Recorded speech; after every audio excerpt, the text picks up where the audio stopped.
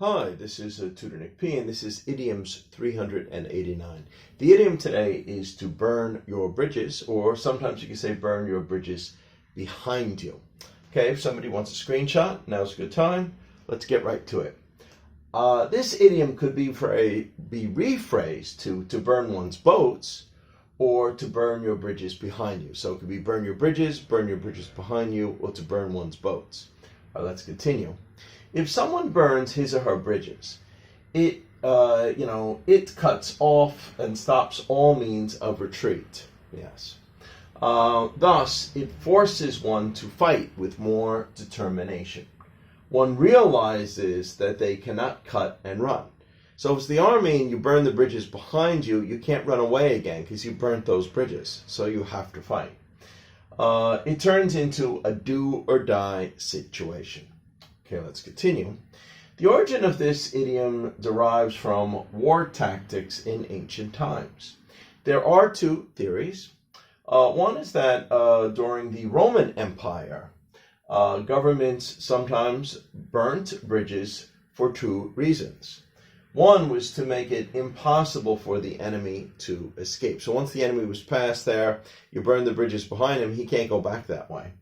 But at the same time, the Roman soldiers could not retreat as well. So kind of forced them to fight and fight harder because, if they got a little scared or they thought they were losing, they might just try to, retreat and run. Now they have to fight. One had to fight to the death. Some say Julius Caesar literally used this strategy. The expression started to be used in English in the 1800s, probably, coming from this idea, or at least that's what we think. Some others say this may have come from a Sun Tzu quote, the famous Chinese military strategist, from thousands of years ago that wrote, The Art of War. Here is his quote. Where your army has crossed the border, you should burn your boats and bridges. So he covers both in the same quote.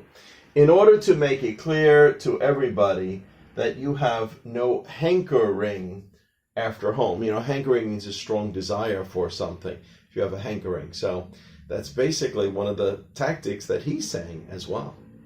All right, let's continue. And we just really have two examples to show how we might use this. Although, to be honest, a lot of times we do use this. Sometimes people will use it as a warning to someone. Well, don't burn your bridges, meaning don't make it so that you can't back out of this. So a lot of times it is used that way. But here's two examples we use today. I know you have angry feelings against your boss. However, you should hand in your resignation and quit the official way. If you blow up, get angry, lose control, and have an argument when you quit, you will burn your bridges. So they basically tell them, don't do that. Don't burn your bridges. And never be able to return to that company. And it may affect your chances of getting a future job too. If they ever they found out you work there, they call those people, maybe that could interfere with your future jobs too. So they're saying, don't do that. Don't burn your bridges. Okay, good. And we got the second one here. You broke up with your ex, ex-girlfriend or ex-wife, could be either one, in a messy way. Now you need her help. There is no way she's going to help you. You already burned your bridges, so maybe before if you broke up in, more like a mutual breakup, maybe she still might think, well, we were friends, you're like a friend, I'll help you. But no, you broke up in a very messy way. She probably can't stand to see your face.